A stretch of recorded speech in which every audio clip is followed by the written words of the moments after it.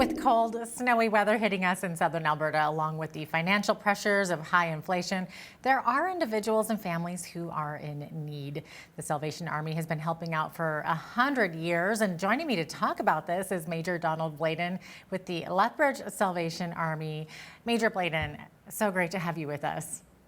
Thank you. It's great to be here with you. Wonderful. Okay, so can you maybe first of all tell us a bit about what different kinds of help you offer to our community in Lethbridge and in Fort Macleod? Yeah, sure. Well, in Lethbridge, we of course have a worshiping community. So we have a church, and we also have a community and family services and a thrift store location. And in Fort Macleod, we rent a small space and we run a food bank out of that location. So we've got our hands in quite a few little pockets of interest for It sure. definitely sounds that way. Now, have you noticed, like, has inflation impacted the community? Are you seeing more people in need of help? Yeah, pretty significantly. I believe inflation has had really quite an impact. Our numbers are certainly increasing, and it's hard to give you exact numbers today. But in particular, a lot of newcomers to Canada visit us for food assistance. And of course, that's true both in Lethbridge and in Fort Macleod, but especially Lethbridge, where a bit of a larger center and more resource available. We are seeing an uptick in people visiting us. And we do food distribution during the week, and we do food hampers once a week out in Fort Macleod. So, yeah, those things are, yeah, there's a lot of pressure for sure. Absolutely. And, with that in mind, are you noticing an increase in people needing help to maybe overcome addictions, or is it about the same as last year? As far as addictions treatment is concerned, we don't have our hands like in sort of a frontline sense right on that button here in Lethbridge. There are other great agencies, of course, that work right on the front line with folk that are struggling in addictions. But of course, addictions are everywhere. We have them in front of us each and every day, and we certainly provide a lot of support to a lot of other agencies as well as people who do come to us, sorry, for help. And we provide referrals, and of course, we provide some counsel and so much as we're able. But yeah, it's a significant problem. I don't think it's getting better just yet, and certainly the economy we're dealing with is not lending itself to people really, getting on the other side of some of the struggles they have. Absolutely, 100%. I mean, we're seeing people with jobs that are in need of the food bank, and it's just really tough times right now. So I know you had mentioned you offer counseling. So if somebody was in need of perhaps some counseling, some help with food or clothing, how do they go about getting that? Yeah, well, they can certainly drop into our office or call our office, and we can certainly meet with people at their place of need. If we, of course, recognize that we're not capable of providing counsel that would, uh, technically be on the clinical or the professional side, we would certainly make a referral for that. Um, Most of us, in terms of frontline ministry, unless you're an actual registered counselor or counseling service, you probably shouldn't really delve too deeply into that world. We have some great people in this community that we'd make a referral for and to. And so, yeah, there's always help to be found. People just have to sort of identify with us and us with them, and we can certainly make sure that that happens. Oh, that's wonderful. Okay, now you'd mentioned the thrift store earlier. So I understand that after being closed for the last couple of years with the COVID Yes. pandemic, the Salvation Army thrift store has reopened, but at a new location. Tell us about that. Yeah. Yeah. So we're located at 1811 2nd Avenue South here in Lethbridge, not too far from the church building, actually.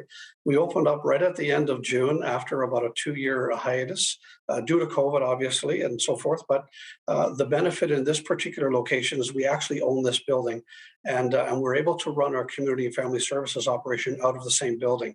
And so, although the thrift store is quite a bit smaller than the one we had, it's brand new. It's bright. It's nice. It's like a nice shiny new toy, And just about everybody that walks through the door has something positive to say about it. And how Oh, wonderful it's laid out, how great the prices are, how bright and welcoming it is.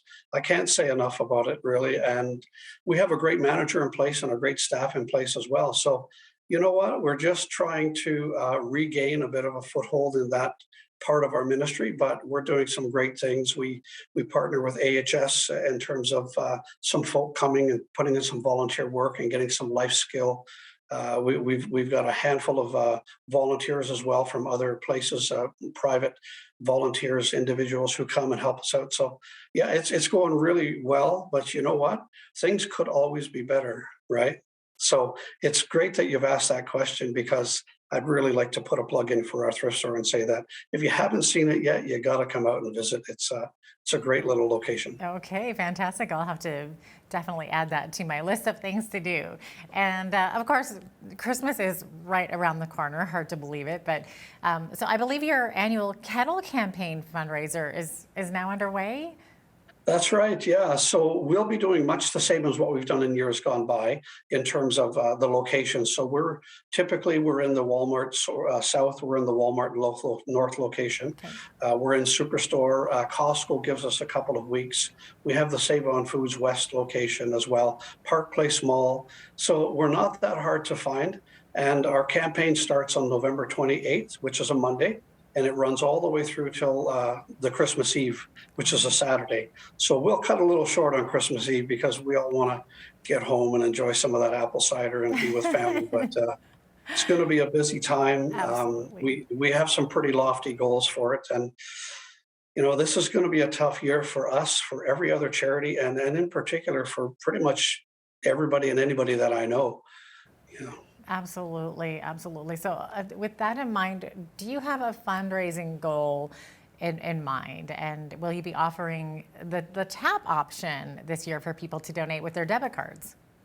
Yes, absolutely. We use the Tip Tap as a third party function company, and so we'll attach that little apparatus to our kettle stand, and it's a 5 and a 10 or a $20 tap donation. Unfortunately, with Tip Tap, we're not able to provide receipts because there's no way of verifying. But a lot of people, they're okay with that. They'll just come up, they'll tap their card, they'll tell us, Merry Christmas, God bless us, thank us for what we do, and to be truthful. I feel a little guilty when that happens because in reality, I'm relying so much on the community, and it's really them enabling us to do what we do. And of course, by the grace of God, we go forth right together. Amazing. Okay, so I'm curious then. I know you've got the tap in motion, but I'm curious what percentage of people still prefer donating the old fashioned way with cash? Yeah, there's a lot of both. The tap feature picked up quite a bit last year, but by and large, the majority of our donations come by way of cash. And of course, with the Christmas kettles, if someone were to put their donation into an envelope, we certainly could issue a receipt for that. So I would encourage people if that's a deal breaker, by all means, we have envelopes and pens at each location, and we can certainly provide for that.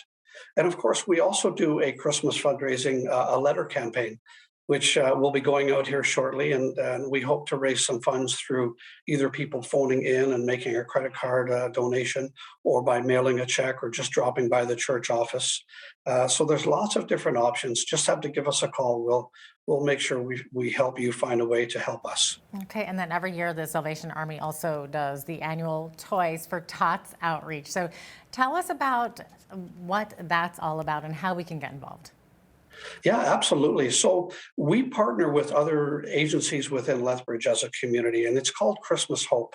And the benefit of doing that is that when we all collaborate together, there's more than ample resource because there's well beyond, the scope of need that any one of us individually can address. And so, as a Christmas Hope partner, people can either call us or they can go online and they can fill out a registration form.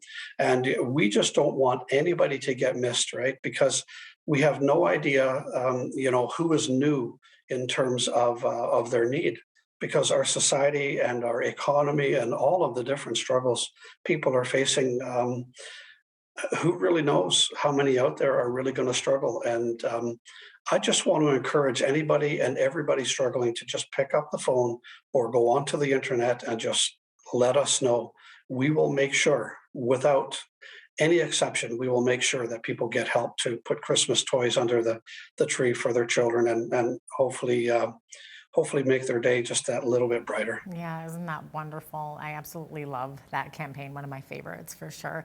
And you'd mentioned before that the thrift shop is near your church. So some people may not be aware that the Salvation Army is actually a church and you have regular Sunday morning services. So tell us what other activities viewers should know about. Yeah, we do. So we have a variety of activities going on in the church building, anything from a quilting group through to Sunday morning worship services at 10:30. We do weekly Bible studies, a weekly prayer group. It tends to be visited by women. I try to stay away from that room, but I know they're praying for me. So we do a Tuesday evening kids zone, we call it. And so a lot of community youth have come out and they enjoy a hot cooked meal. And we do some games, we do some discipleship, some life skills coaching training. We just listen to their stories. And that's really just recently started back up again after a little bit of a hiatus after the COVID issue. So yeah, it's taken a little while to sort of reboot that particular part of our ministry, but we're just so thankful for the folk that entrust their children to us on Tuesdays, and Hmm. and anybody and everybody in terms of child, K to 12 really can come out and enjoy that, and we'd never turn anybody away. That's wonderful. Now, are people still fearful of COVID or are they back to kind of regular attendance in person now? I think there are really just a very small handful of people that still struggle with it, and I do realize it's a real struggle, and so I'm not taking a position one way or the other. I think we all uh, in this wonderful land of freedom have the ability to make our own choices, and I hope our wonderful land of freedom stays free. And so yeah, there are a handful of people who still struggle, but by and large, I think most of the people that I meet or come across, it's pretty much behind them for the most part, and behind them in the sense that I don't think they want to be fearful. I don't think they want to be restricted. I just think people want to get on with living Yeah, freely, people and want to get back to life, I think. yeah, Mhm. yeah. So no, by and large, I don't think it's a significant impact at this point. However, winter is coming, and we'll see what Yeah. sort of new ideas come about over the year. Yeah, exactly. It is cold and flu season after all. Definitely. Yeah, yeah, So, is the Salvation Army in need of more volunteers? And if so, absolutely. how can people get involved? Absolutely. Again, they can call our office or they can go to our website. It's lethbridgesalvationarmy.ca. It's really quite simple. Or just pick up the phone and call us here at the church office, and we will happily plug you into wherever it is you feel that you could give us a hand. Of course, I'm going to need a lot of Christmas kettle volunteers as well. So please, if you're thinking right now by way of listening to what I'm saying about volunteering with us, please, I could use your help. We could all use your help. Absolutely. Looks like we are winding down here on our questions, but Major Bladen, I know you and I talked a little bit briefly off camera, and I just wanted to check in with you. I know that you personally, your wife and yourself, you had a fire at your home. And how are you doing now? I just wanted to check in with you. I personally, I'm doing well, and so is my wife. No loss of life. We didn't even lose our little dog, which was just such a beautiful story in and of itself. But material things in life come and go, and so we're just very thankful that the house was rebuilt after about a year, Wow. and we've been back in for just a little over a year. We had a lot of family around for Christmas past, and things are getting back to normal. So we're doing okay. We're doing okay. So happy to hear that, and I know it was a shock to the community when that happened. It was just awful, but I'm so glad that you two are back on your feet now, and your little dog too. Yeah, thank you. Absolutely. So thanks so much for being with us today. You're welcome. Thank you for having me on. I look forward to the next time. For sure. Major Donald Bladen is the pastor at the Lethbridge Salvation Army.